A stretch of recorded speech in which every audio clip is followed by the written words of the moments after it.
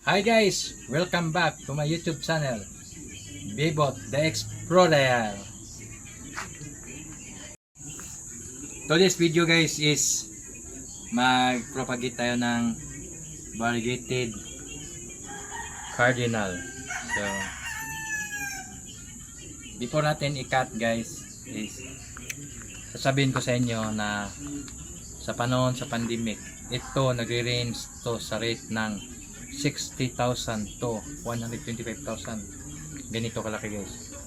Kasi yung mga matured na variegated cardinal sa mga 12 leaves is nagre-rate siya ng 600,000, 500 to 600,000.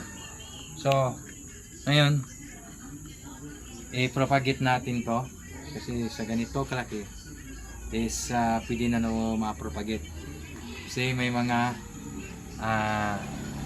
roots na siya sa ibabaw. So ang gagawin natin is yan mga roots. So ang gagawin natin guys is i-cut natin dito. So lang dahon natin tira sa biscuit. Okay lang yun. So ganito guys. Ang pagka-cut natin is gamitan natin ng siyempre kutsilyo. Then mayroon mga mixture tayo ng mga soil na isahalo natin. Yan, may stone. Tapos dito mayroon tayong resal. May resal, tapos may tayo coco cubes. Yan guys. So pagkatapos natin mag-cut is pwede tayong maggamit ng dietine or cinnamon. So ito yung cinnamon na gagamitin natin. Kasi kadalasan ang ginagamit ko dito is cinnamon talaga pagkatapos mag-cut. Hindi ako nagagamit ng dietine. So naka-prepare na to guys. Ngayon, ang gagawin natin is pagkatapos natin ma-cut, ilipat natin sa dito sa medyo malaki na pot kasi ito maliit. Kasi medyo malaki na siya. Okay guys. So, here we go. Kakat na natin. Yan. So, trailing. Mag-iihaw tayo. Yan. So, hindi na natin to sa approach. Pwede rin. Pero siguro mas maganda kung hindi na. Dito na lang tayo sa itaas kasi mayroon siyang roots ito. Saka ito. Dalawa. Ito mayroong pangatlo. Medyo patay. Tapos ito. Ano, pangapat. So kakat natin na lang sa diretso para hindi siya maano tong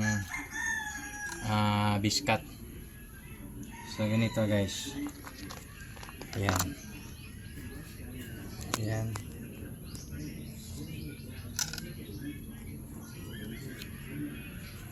Ayan o. Marami na siya parang roots guys. Daming roots sa ilalim. So ayaw ko na ano siya, may stress. So gagawin natin, anuhan natin ng konting yung mga soil sa ibabaw.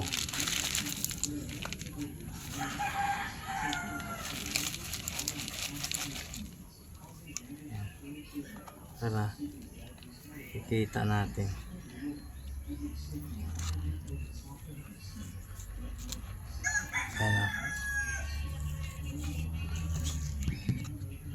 Ayan guys. So dito pwede na to.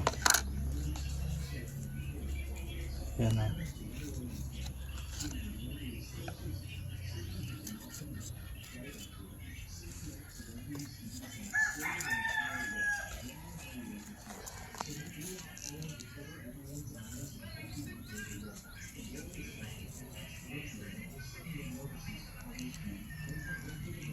So, yan guys, iihawin na natin.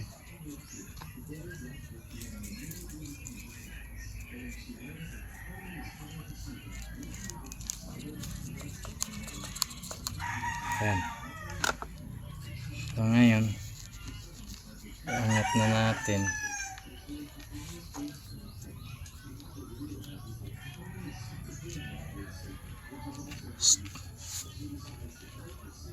Yan. So, dandahanin natin para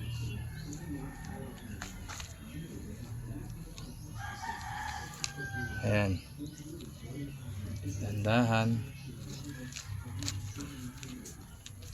haba na, ayan. Okay guys,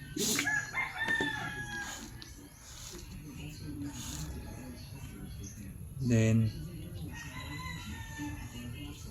yung pinaka mother niya ito, yan, lagyan natin ng hindi masyadong ano, yan yan guys, ito lagyan natin ng cinnamon powder. So yan, so nalagyan na natin ng cinnamon powder. Yan. Ngayon, ito ring nakat natin is lagyan natin ng cinnamon powder. Yan. Okay. Ngayon, ang gagawin natin dito, lagyan natin itong fertilizer. Yung tunawin natin yung fertilizer sa tubig. Lusawin natin. Ayan guys, ito na. Yan na yung nakat natin na variegated cardinal. Yan. Ito may konting lang sira. Yan. So pag mag-cut kayo, tandaan nyo na laging walang pa usbong na annual leaf tulad dito. Tapos ito medyo matured na siya para hindi masira. Yan, sa maraming roots na dala natin, so sigurado to na mag-success to. So, di lang natin i-expose muna sa ulan kasi tag-ulan ngayon. Katapos natin to i-ripat, i-rinse natin ngayon. So bukas na natin ng tubig. Tapos paminsan-minsan lang diligan, maybe siguro mga sa isang linggo, 2 beses kasi bago pang cut. Okay guys, ngayon ililipat na natin to sa dito sa medyo malaki na pot.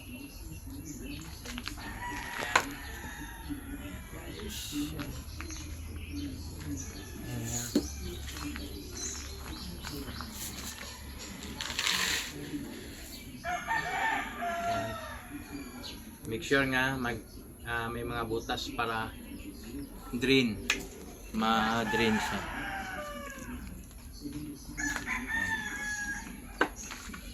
Ngayon, na natin itong coconut cubes. Yun. Guys.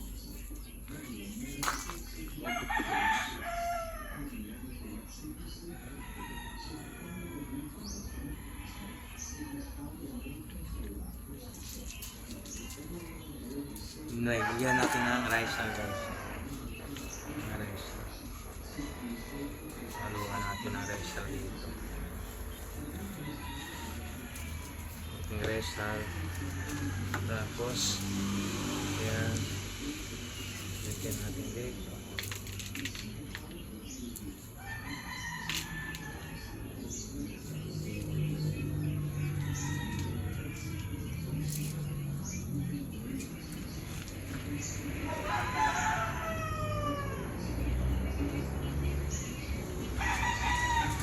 So dagdagan pa natin ng cocoa chips.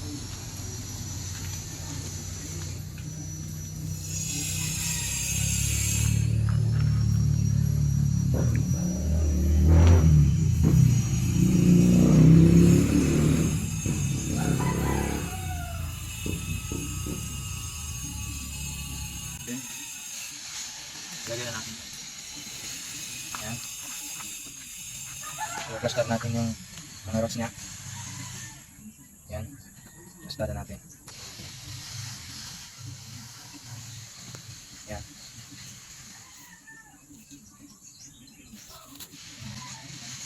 Ito na. Pag-chip na. Okay. Lagyan natin. Ayan.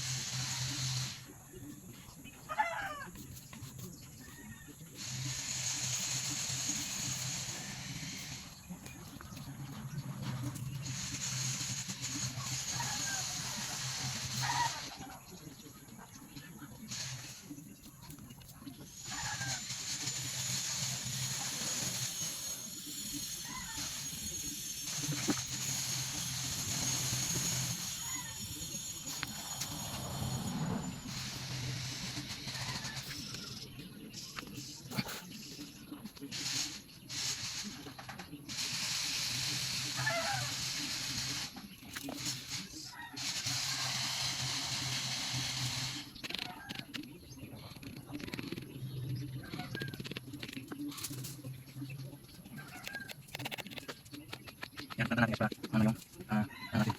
Mix oil.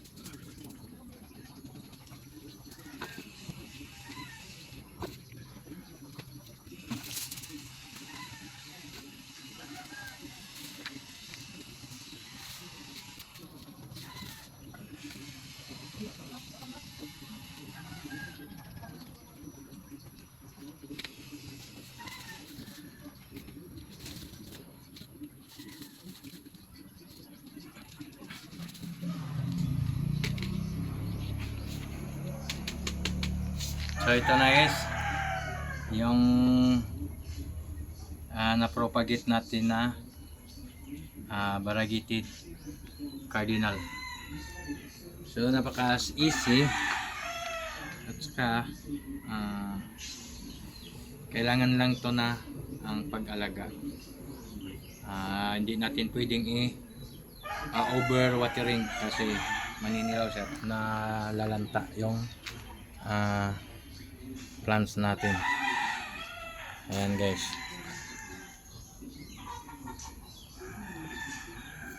So after 2 weeks or 3 weeks, 1 month, magbigay na siya ng new leaves. So stable na siya. Pwede natin release pag magkaroon na ng bibi tong biscuit. Kasi siga yung asawa ng mata ng asawa ko ayaw niyang i-release. So see you next video.